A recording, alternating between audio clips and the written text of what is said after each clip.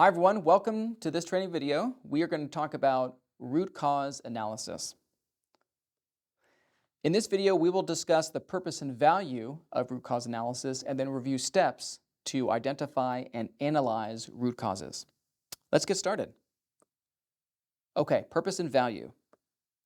Root cause analysis has a lot to offer whenever we want to dig deep into a problem and see what is happening. We identify the underlying root cause of a problem, not just its symptoms. We can prevent the problem from recurring by addressing the root cause. We can improve process effectiveness and efficiency by eliminating the root cause. And we can promote problem solving through a systematic and data-driven approach.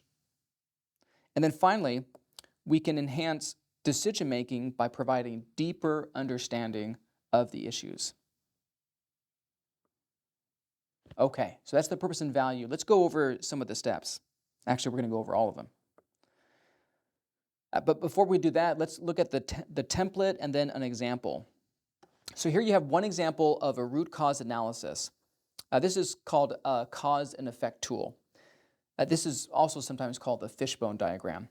So here in this template, you can see several potential causes, 4 of them actually: people, procedures, policies, and plant or also facility or equipment. And each of these causes points to an effect or consequence. And here we have the example of a 30% performance level for follow-up after hospitalization within 7 days. This is a healthcare example. And that is likely, that 30% is likely below the performance level that we want. We can use this template to identify all the causes that are potentially contributing to that effect, that 30% performance. And again, this is just one example of a root cause analysis. There are other tools available. So here we have a completed cause and effect analysis. Our team has identified multiple causes that are potentially contributing to the outcome or effect. Usually this exercise is kind of like brainstorming. We're trying to identify as many potential causes as possible. And eventually we will list and prioritize the causes that we want to address or focus on, because we certainly can't address all of them here. We have to pick 1 or 2, or maybe 3. Okay, so let's go into the actual steps. That was the template and the example. So step 1 is to define the problem. First, we clearly identify the problem and its impact. This step may have already been done, perhaps in a project charter or some kind of other analysis. Second, we gather data on the frequency, severity, and symptoms of the problem. Just like a doctor, we want to understand the breadth and the depth of our concern.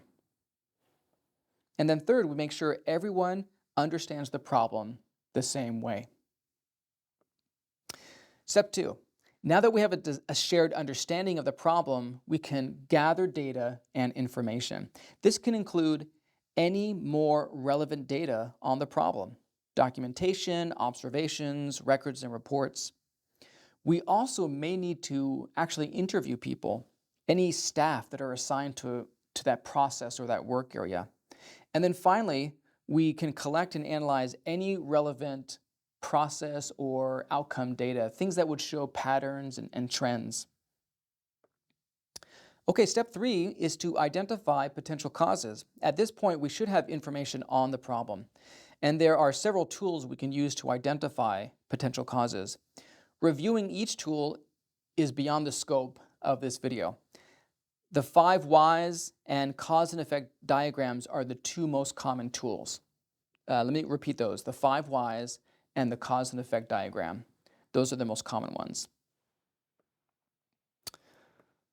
So you complete the tool and then you follow the appropriate steps afterwards. And then as a team, you review the results and you identify potential causes. That's the most important part of the step, is meeting together back as a team and reviewing. Step 4. Now we should be ready to analyze and prioritize causes. This is the goal of step 4. First, we evaluate all the evidence we have collected up to this point, and we prioritize them based on their likelihood and impact. This usually happens in a team meeting. If needed, We can also quantify the impact of each cause. There are tools available to guide us in scoring each cause, and some causes are going to have more impact than others. There are tools out there that can help you to quantify the different causes, but that's beyond the scope of this video. And then finally, we focus on identifying the root cause. This should be the cause that everyone or mostly everyone agrees is driving the problem. Some teams only need to have a discussion to prioritize and identify the root cause, and then other times your team may need to take a more data-driven approach. And this can really depend on the scope and the rigor of your project. In step 5, we can validate the root cause. This is not always necessary, but it can help save time and give us more confidence that we're focused on the right issue. First, we conduct additional tests to confirm the cause. This could include another observation of the process or collecting more historical data. And then next, we again ensure the data support our conclusion.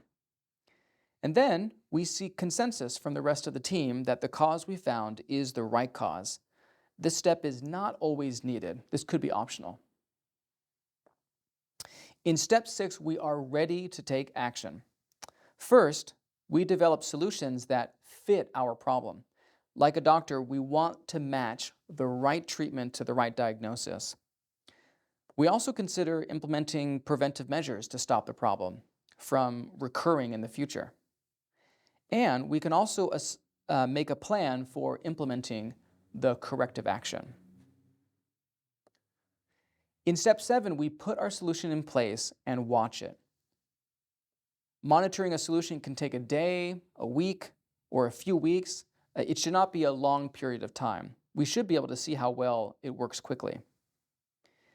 We track the impact using whatever measures make the most sense, and then we tweak it as needed.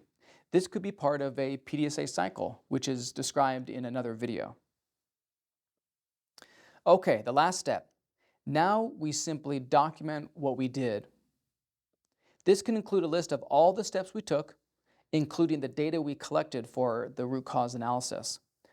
We share the final report with the stakeholders, and then using the findings for future initiatives. This should be a simple and short report. Okay, so that's the end of the video on root cause analysis. The next step is to review the example and also the template. Thank you for watching.